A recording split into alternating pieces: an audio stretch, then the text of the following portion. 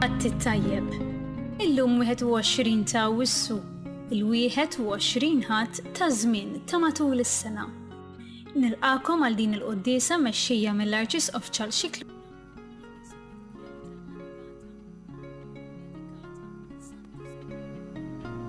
Waqt il-quddiesa, l-Arċisqof se jippreżenta uffiċjalment lil Dun Peter Paul Sultana bħala l-amministratur parrokjali ta' din il-parroċċa li kull ma jmur dejjem qed tikber.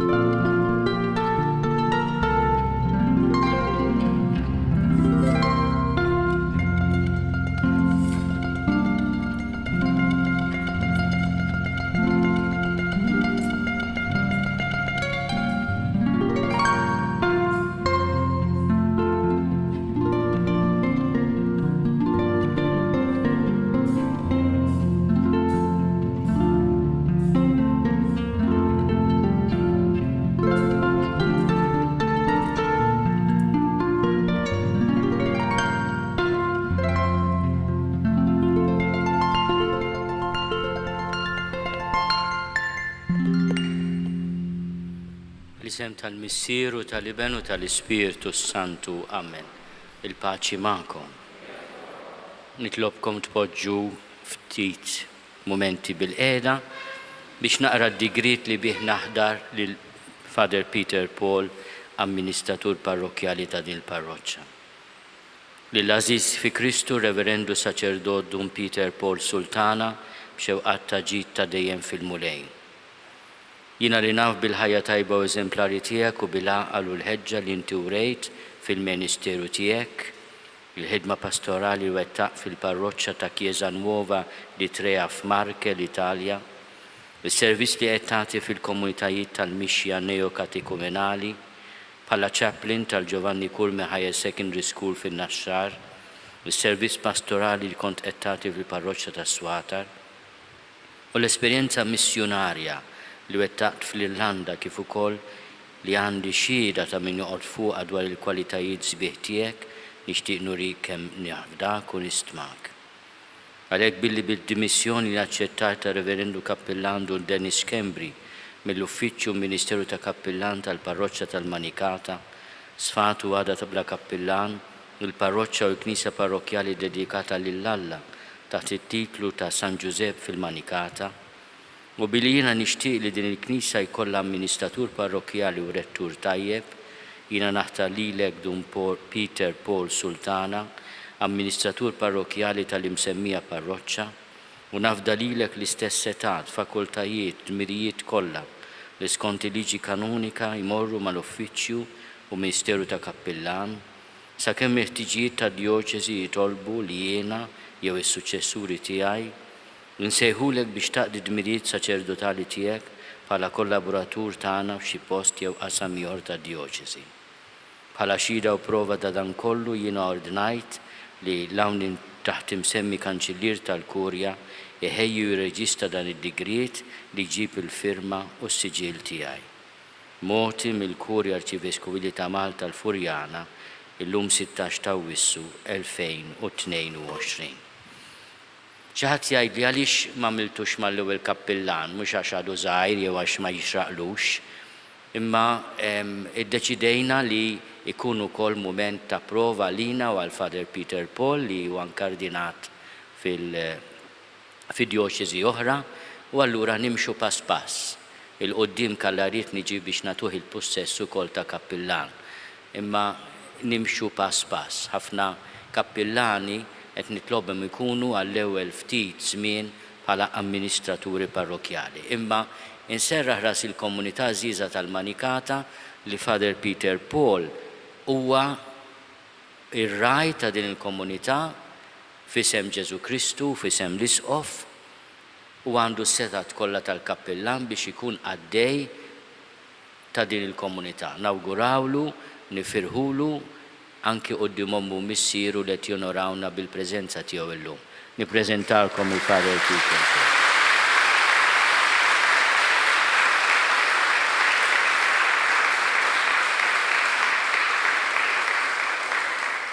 Huwa ta' pjaċir kbir għalija wkoll wara li nsellem il-komunità u il-familja ta' Father Peter Paul insellem l-Onorevoli Sindku tal-Melliħa, nirringrazzjawk ħafna tal-preżenza ġentili tiegħek, imma wkoll kommoss li magħna għandna llum il-perit ta' din il-Knisja lil Richard England u lis-Sinjura England, nirringrazzjawkom ħafna tal-preżenza ġentili tagħkom u tal-li qegħdin tonorawna bil-preżenza tagħkom. Richard, grazzi ħafna ta' kemm tħobb il-pajjiżna u ta' kemm tħobb il-kultura, il-patrimonju u l-qalb tagħna l-Maltin. Grazzi ħafna.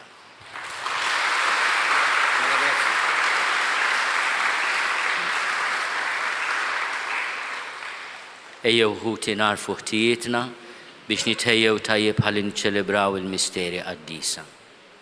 Nistqalla Alla li jista' kollox u lilkom ħuti li jiena dnibt ħafna bil-ħsieb, bil-kliem, bil-emil u bil-ħallejt mirjieti. Tija tiegħi bl-akbar tija tiegħi. Għalhekk nitlob lill-imqazza Marija dejjem Verġni, l-anġlu u l-qaddissin kollha u lilkom ħuti biex titolbu għalija lil mulej Alla tagħna. Eħenna lina Alla li jista' kollox jaffrinna dnubietna u jwassalna l-ħajja ta' dejjem.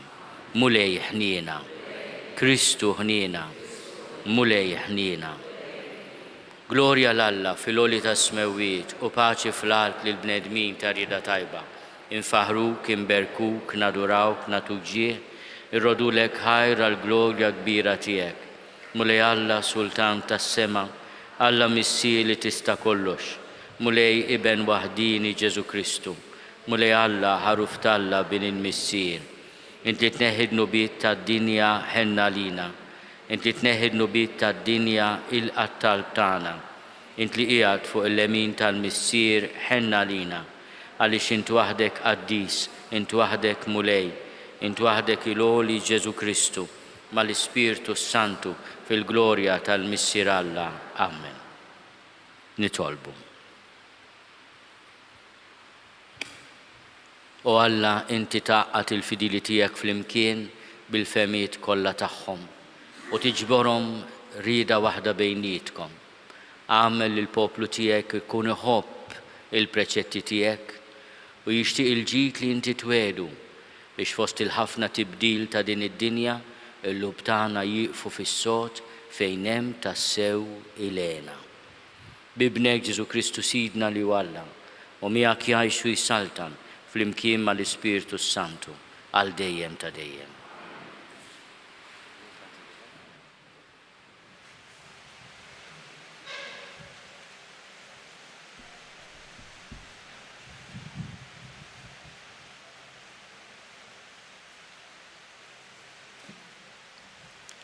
Qari mill-ktieb tal-profeta Iżajija. Dan jgħid il-mulej. Għad niġi niġbor il-ġnus kollha u l-popli ta' kull il-sin. Dawn jiġu u jaraw is-sebħ tiegħi. Jiena nolli għalihom sinjal u nibgħat lil xi wħud mill-fdal ta' Iżrael għand il-ġnus f'Tarsis, Put, Lud u Mesek, Ross, Tubal u Ġawan. U xlejn lejn ix-xtut imbeda li qatt ma semgħu biha u qatt ma raw is-sebħ tiegħi u huma jxandru is-sebħ tiegħi qalb il-ġnus. U jġibu lil ħudkom kollha minn kull ġens bħala offerta lil mulej. Iġibuhom fuq żwiemel u karrijiet, fuq suġġetti u bawla u iġmla, għal fuq il-muntanja qaddisa tiegħi f'Ġerusalemm, jgħid il-mulej. Bħal mawliet Iżrael iġibu l-offerti tal-qmuħ tagħhom f'ġarar indaf fit-tempju tal-mulej. Il-kelma tal-mulej. Salm risponsorjali. Morru fid-dinja kollha xandru l-Evanġelu. Ngħidu flimkien. Morru fid-dinja kollha xandru l-Evanġelu. Faħru l-mulej, intom ġnus kollha. Sebħuh, intom popli l-koll. Ngħidu flimkien. Morru fid-dinja kollha xandru l-Evanġelu. Għax kbira hija t-tjieba tiegħu magħna, il-fedeltà tal-mulej tibqa' għal dejjem. Ngħidu flimkien, morru fid-dinja kollha xandru l-Evanġelu.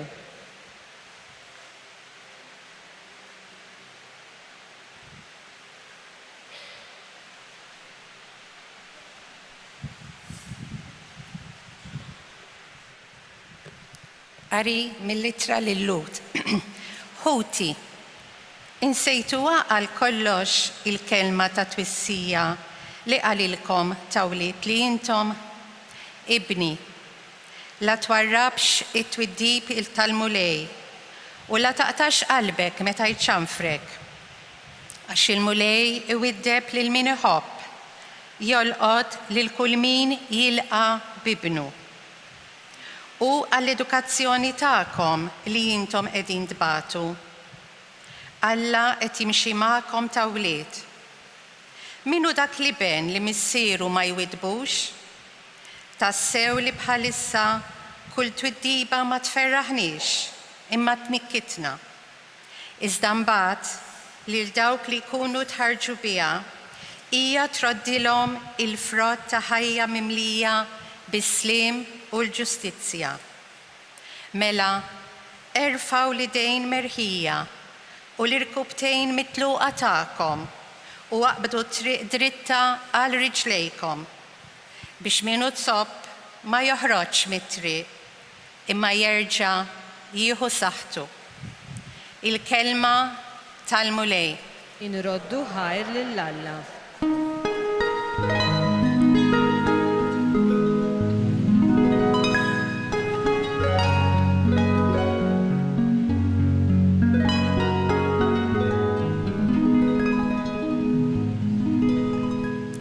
Jienu it-triq, il-verità u l-ħajja.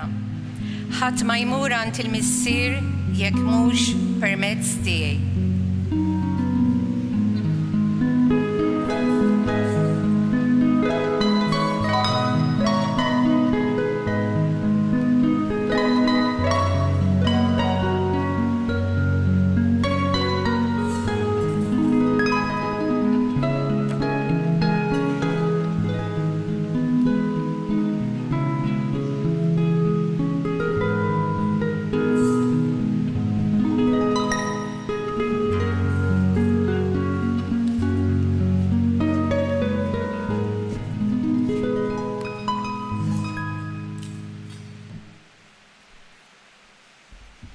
Il-mulej magħkom. U miegħek ukoll. Qari mill-Vanġelu skont San Luqa. Glorja lilek, mulej.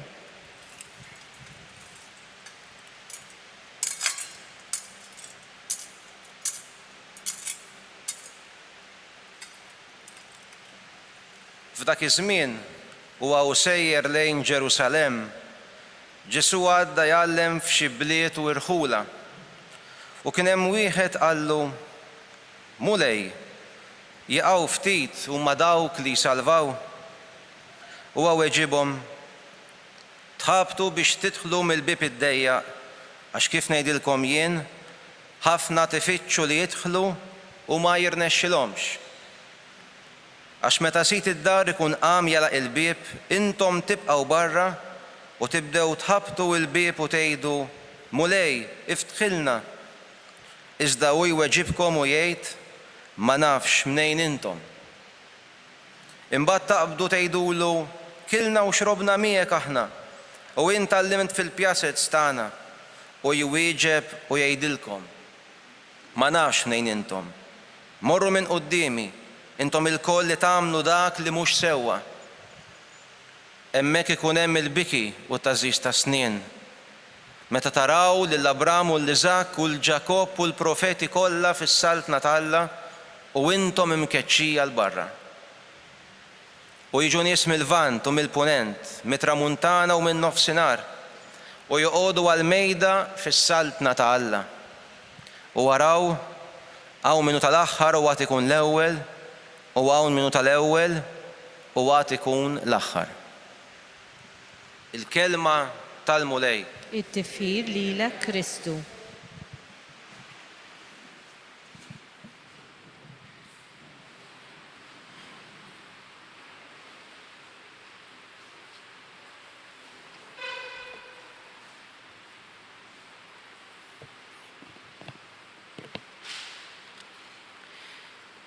Il-Vanġeli qed nisimgħu f'dawn il-ħilud huma parti mill-mixja ta' Ġesu lejn Ġerusalem.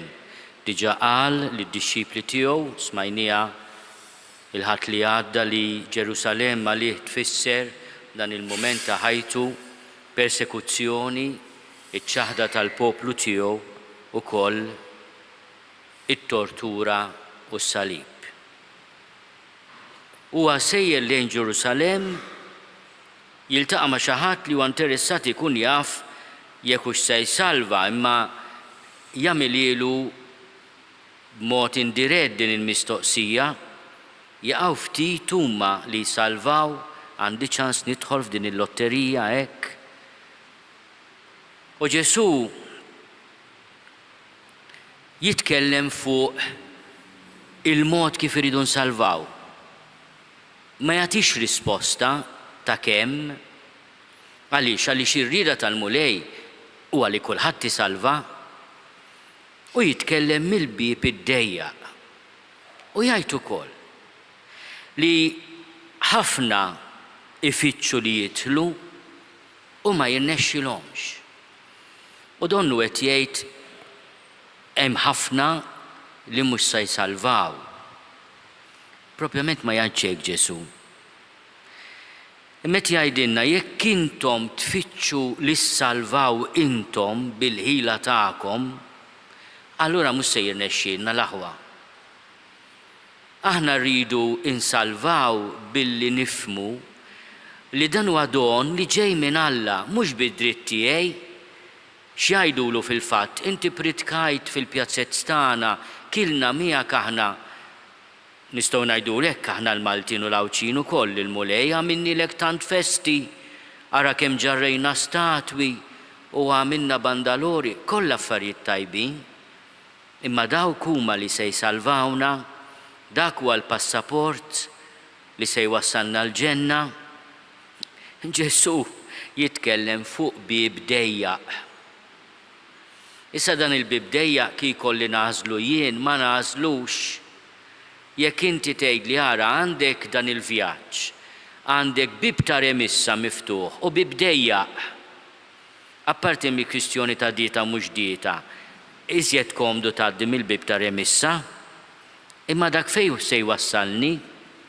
Fejn se jwassalni? U nażlu jien. Il-mulej qiegħed jgħidilna wkoll tfittxux intom li ssalvaw dak li qegħdin tagħmlu bil-fatt li intom Kattoliċi. Darba wieħed qal li taf xi jgħidu li meta naslu l-ġenna aħna San Pietro ħajpoġġina f'post fejn inkunu aħna biss biex naħsbu li aħna biss salvajna. Mentri l-ġenna min jaf sorpriżi se jkollna li tiġi fis-seħħ il-profezija li nsibu fil-profeti u li jikwota Ġesu li jiġu mill-vant u mill-punent, mit-tramuntana, min-nofsinhar. U forsi jieħdu post min jaħseb li għandu dritt tal-ġenna. Aħna m'għandniex dritt tal-ġenna. Il-ġenna hija rigal tal-mulej, hija destin sabiħ li aħna nilqgħu mill-ħnina tiegħu. Ma Ġesu jgħidilna li għandna bżonn ngħaddu minn dan il-mbirek bieb dejjaq. U da x'inhu dan il-bieb dejjaq? Il-bieb id-dejjaq huwa dak li ineżżak minnek innifsek. Għalek mhux popolari, għalek ma nażlux, aħna nażlu l-bib ta' remissa, ejjew nammettu. Imma l-mulej jgħidilna inti tittgħaddi minn dak il-bib id-dejjaq biex issalva, ħalli ninejnek jien u kultant jagħtina xi mbuttatura ta' jiġi fuqna salib, għax m'hemmx għalfejn tapplika lih is-salib. Aħna bil-Malti x'ngħidu min m'għandux salib għandu domna. U l-mulej fil-ħina tiegħu fil-ħajja tagħna ta' kuljum jgħaddina hu mill-bib id-dejjaq għaliex iridna tassew imsoffija minn dak kollu li fixkel. Mill-egoizmi tagħna, mid-dnub tagħna, mill-ħażen tagħna. X'jgħidilhom? Mhux jgħidilhom isma' intom kemm intom qżies, jgħidilhom intom li ma għamiltux is-sewwa, morru lem, ma nafkomx. Imma għaliex ma nafkomx? Għax intom ma tlabtux lili biex ngħinkom? Sibtu li se tagħmlu kollox bidejkom, iġġibu il-ġenna mingħajr ma titolbuni maħfra, ħniena, għajnuna. Darba San Domenico Savio talab lil Don Bosco jagħtih parir fuq x'penitenza għandu jagħmel. U Don Bosco fl-erf tiegħu lil dan it-tifel li laqqas kellu 12 sena għallu Domenico, għallu jiena nagħmillek ordni biex ma tfittix penitenzi li flitieħu paċenzja ġurnata b'ġurnata b'dak li jibgħat il-mulej. Meta tkun isħana għallu hu paċenzja. Meta jkun il-kesħa hu paċenzja. Meta forsi fuq il-platt ma jkunx hemm xi biċċa laħam li tixtieq imma jkun hemm xi ftit fażola, hu paċenzja. Issa il-persuni tal-familja min qed jismani, mod speċjali dawk li qegħdin fl-isptarijiet jew nkella fir-residenzi, għar-residenza korrettiva, jifhmu x'qed ngħid il-ħajja tad-diki mill-bib id-dejjaq, trid u ma tridx. Kif noħduha? Jekk naċċettawhiex jew le min jitalla. Meta mmur l-isptar inżur il-morda, nifhem kemm idejqa s-sodda, inti tkun imdorri xi sodda komda, mifruxa, u mbagħad tispiċċa f'single bed, dak mhux bib dejjaq ieħor, il-bib id-dejjaq tal-mart, mhux tiegħek biss, ta' uliedek, tal-membri tal-familja.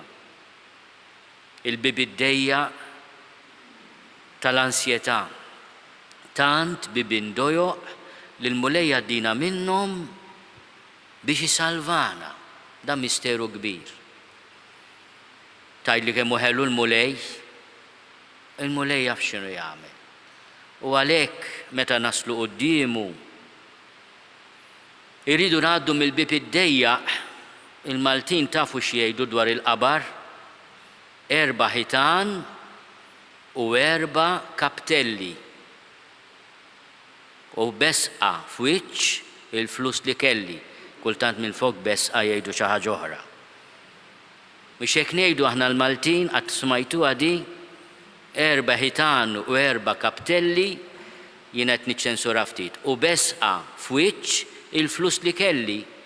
Għax dak il-bieb ma tieħu xejn miegħek il-Papa jħobb jgħidha di. Il-kefen m'għandux bwiet ikefnuk Darba xi ħadd tgħidlu jpoġġulek idejk fuq żaqek, aqas dik ma tista' tgħid sinjura x'jagħmlu li jridu mbagħad. Tista' tikteb kif se jkun il-funeral għax li jridu jagħmlu. Dak bibdejja ieħor l-aħwa u se ngħaddu minnu il-koll kemm aħna.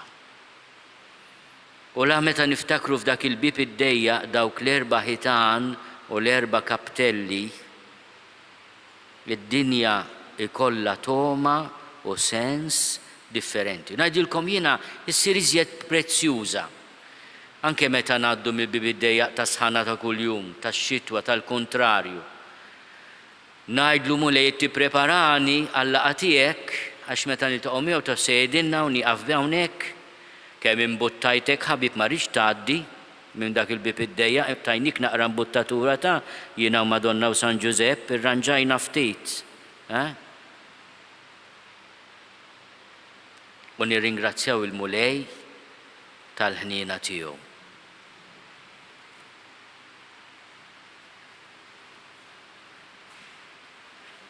Jiena nemmen falla wieħed il-missier li jista' kollox li ħalaq is-sema u l-art, dak kollu li jidher u dak li ma jidirx.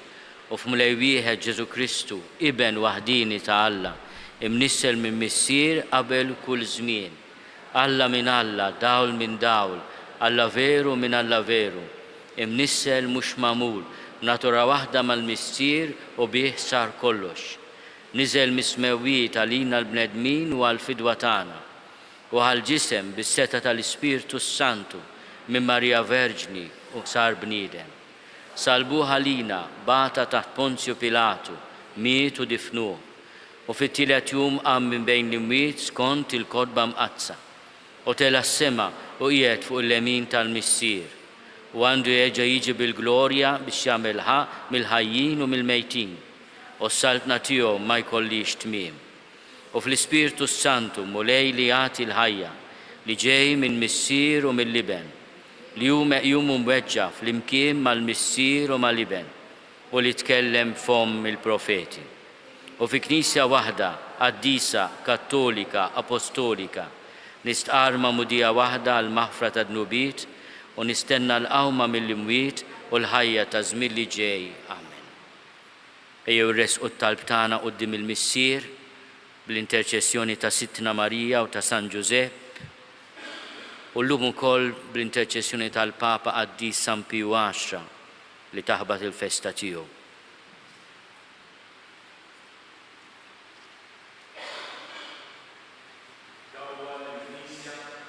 Lill-Papa Franġisku, l-Isfijiet u b'mod speċjali lill-Arċisqof tagħna hawn preżenti, l-Saċerdoti u l-lajċi sabiex il-Knisja ma tieqafx tkun kenn ta' maħfra għal midinbin u ħarissa fil-ħniena tagħha kontra x-xitan.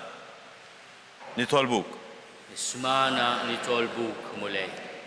Għati id-disċerniment il-kulminandu s-seta li jigverna sabiex ma nitilfux id-dinjità tal-bnedmin u jkun hawn iktar liġijiet skont il-valuri insara nitolbu. Ismana nitolbu mulej.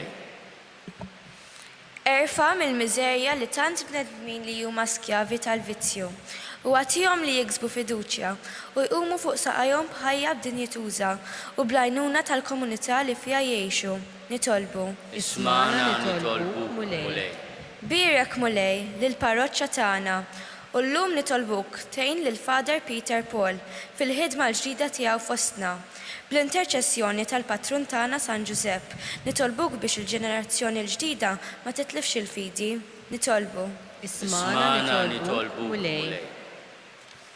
Nitolbuk mulej tilqa' talb tagħna u tagħtina dak kollu li għandna bżonn fir-ruħ u fil-ġisem bi Kristu Sidna. Amen.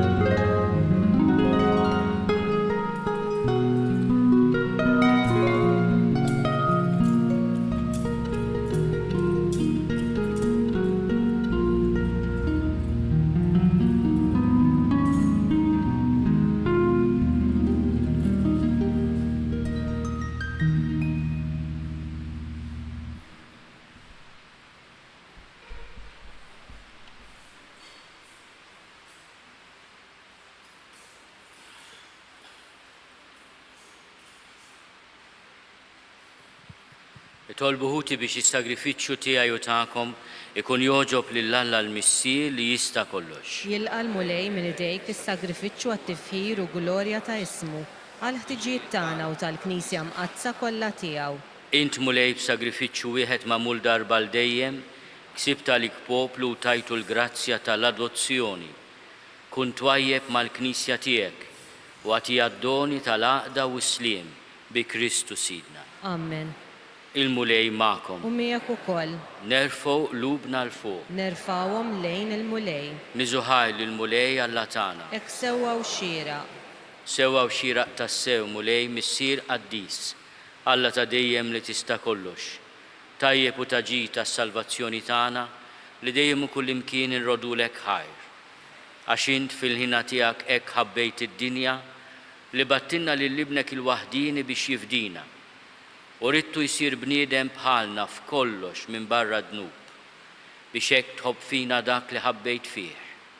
Bl-ubbidjenza tiegħu ksibna mill-ġid id-doni li konna tlifna bid-diżubbidjenza tagħna. Għalhekk mulej aħna wkoll mal-anġli u l-qaddisin kollha tiegħek infaħruk u b'ferħ kbir intennulek. Qaddis, qaddis, qaddis, mulej Alla tal-eżerċiti, ismewtu l-art mimlija bil-glorja tiegħek. Osanna fl-oli tas-smewwiet. Imbirek minn ġej f'isem il-mulej. Osanna fl-oli tas-smewwiet. Qaddis tas-sew int mulej inti lajn ta' kull dusija. Qaddis għalhekk nitolbuk dawn l-offerti bil-barka tal-Ispirtu tiegħek biex isiru għalina il-ġisem u d-dem ta' Sidna Ġesu Kristu. Li meta kien se jingħata biex minn rajħibati ħal ħobs ratti l-ħajr qasan tal id-dixxipli tiegħu u qal ħudu u kulu l-koll minn dan, għax dan huwa ġismi li jingħata għalikom.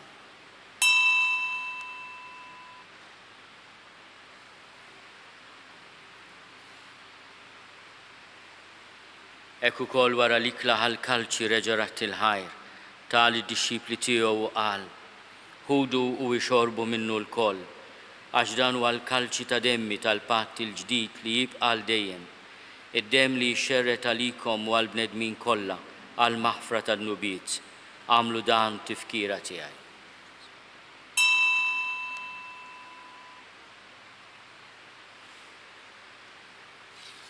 Dan hu l-misteru tal-fidi. Inħabbru l-mewt tiegħek mulej, inxandru bil-ferħ il-qawmin tiegħek, nistennewk sa ma tiġi fil-glorja. Għalhekk aħna u nagħmlu dan tifkira tal-mewt u l-qawmin ta' Sidna Ġesu Kristu.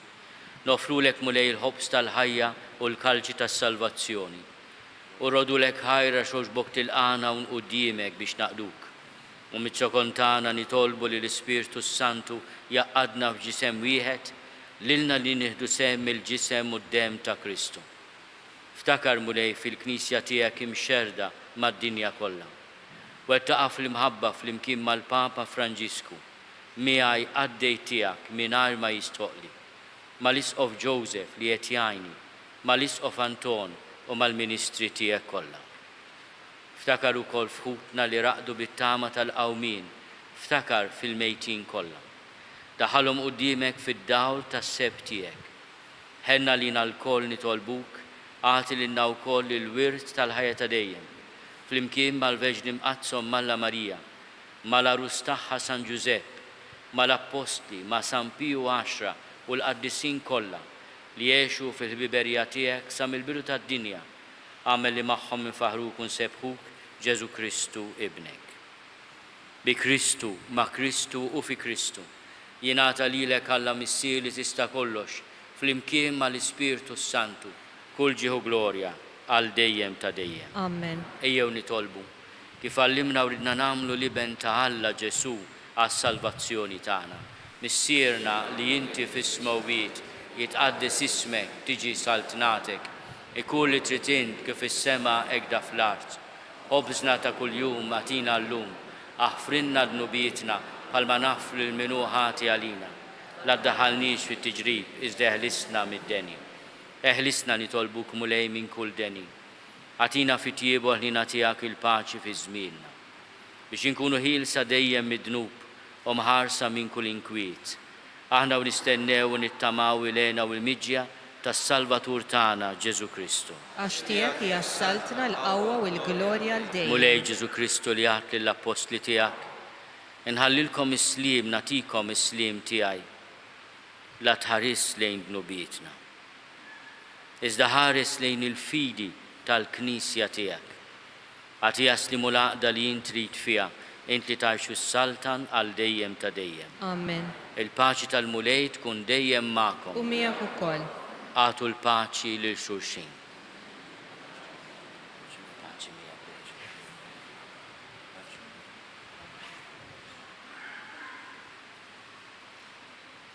Il-ġisem fl-imkien mad-dem ta' Sidna Ġesu Kristu jkunu jiswew lilna li se nitqarbnu bihom għal ħajja ta' dejjem. Ħaruf Talla li tneħid nubiet tad-dinja ħenna lina. Ħaruf Talla li tneħid nubiet tad-dinja ħenna lina. Ħaruf Talla li tneħid nubiet tad-dinja għatina l-paċi. Mulej Ġesu Kristu bin Alla l-ħaj, bil-mewt tiegħek kif rid minnek il-missier u bil-ħidma tal-Ispirtu Santu intajt il-ħajja lid-dinja. Dan il-ġisem u d-dem għaddis tiegħek, eħlisni minn ħtieti kollha u minn kull ħażen. Żomm dejjem fidi lejn il-kmandamenti tiegħek u tħallini qatt ninfiret minnek. Mulej Ġesu Kristu nitolbok li nitqarbina bil-ġisem u d-dem tiegħek ma tkunx il-kundanna tiegħi, iżda ħnina tiegħek tkun għalija l-ħarsien u l-fejqan ta' ruħi u ġismi.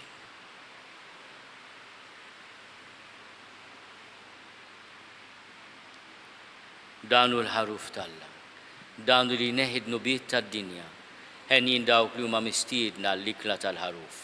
Mulej ma jistoqlix li tidħol taħt is-saqaf tiegħi, iżda biss kelma waħda u ruħi tkun infejħa.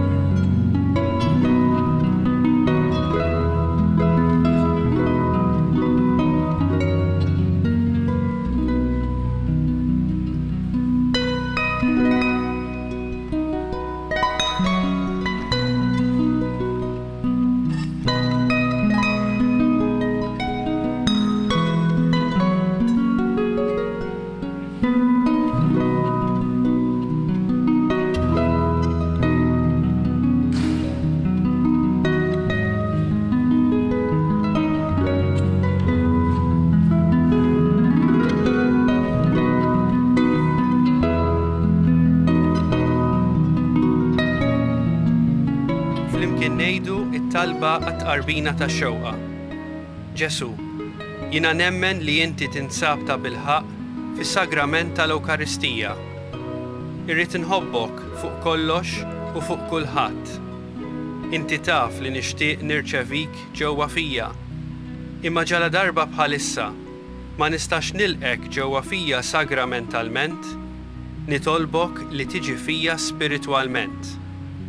Ejja għandi, Ġesu tiegħi, biex jiena niġi għandek.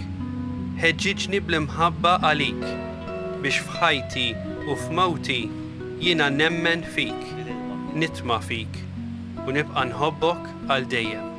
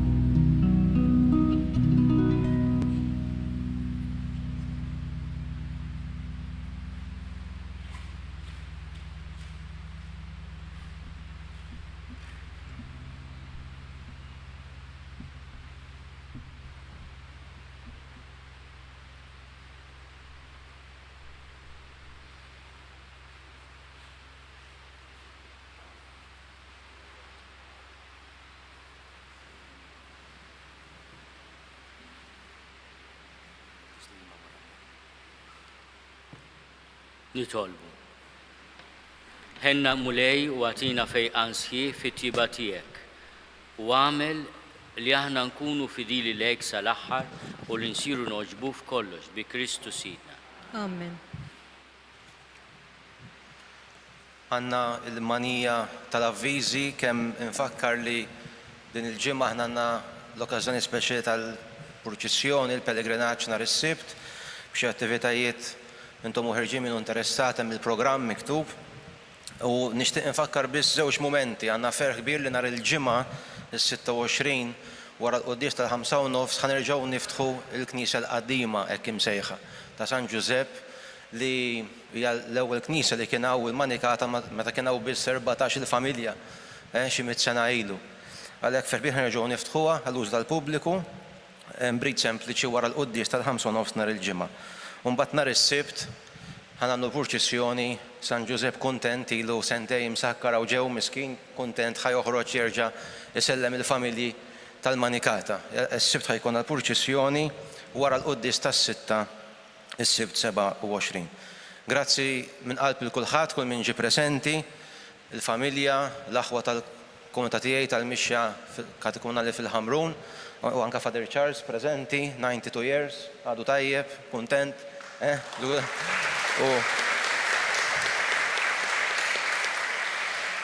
U anke ovvjament il-perit u s-sinjura tiegħu, grazzi li is-sindku jien ma nistax ma nirringrazzjax f'isem il-komunità tal-Manikata il-preżenza tal-isqofija dejjem grazzja, nirringrazzja anke tal-fiduċja u jalla l-mulej jkompli jbirku fil-missjoni tiegħu. Aħna u ħerġin, ovvjament. Grazzi. Mbagħad hawn suppost hawn sorpriża żgħira. Għax dal-aħħar l-Arċisqof qed isir jgħix healthy life, allura Mary u Ġuleli.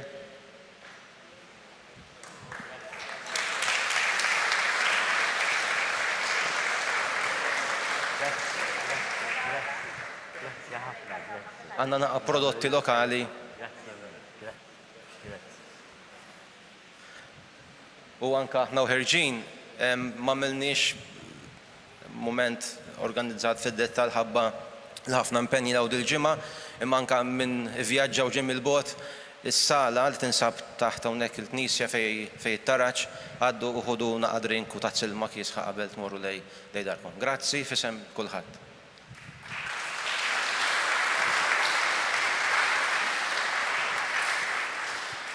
Diġà għandu l-qada tal-kappillan qed taraw, għatuh ċabċipa kbira ta' inkoraġġament.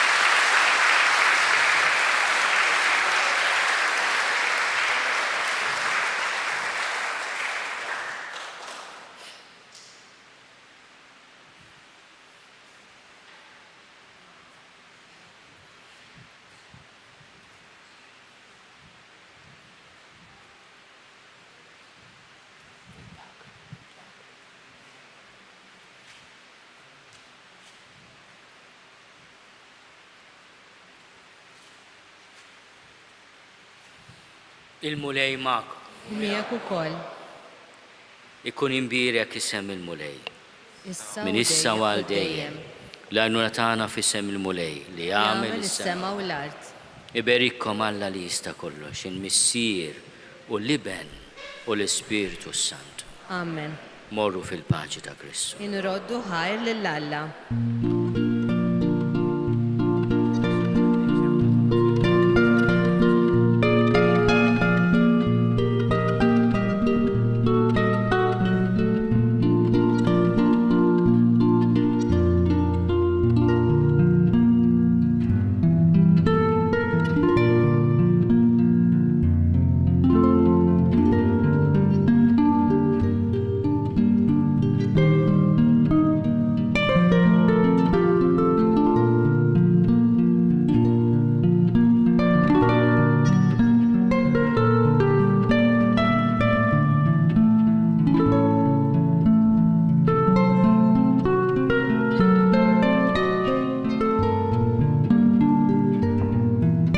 fit-tmiem din il-quddiesa mill-Knisja ta' San Giuseppe fil-Manikata fejn illum ġie ppreżentat uffiċjalment l-amministratur parrokjali Don Peter Paul Sultana li propju ftit tal-ġimgħat ilu beda l-ħidma pastorali tiegħu għal bdin il-komunità.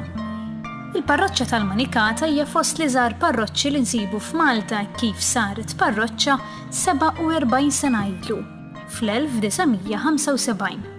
Kull ma jmur dan ir-raħal dejjem qed jikber u l-ħtiġijiet pastorali wkoll, hekk kif bħalissa l-popolazzjoni hija madwar 800 persuna.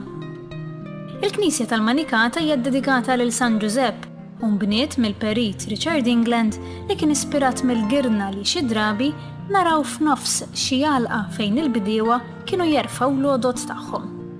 F'din il-parroċċa l-festa ta' San Giuseppe tiġi ċċelebrata fl-aħħar ħadd ta' Awwissu, jiġifieri bħallum ġimgħa. Nawguralkom il-kumplament tal-ħadd it-tajjeb.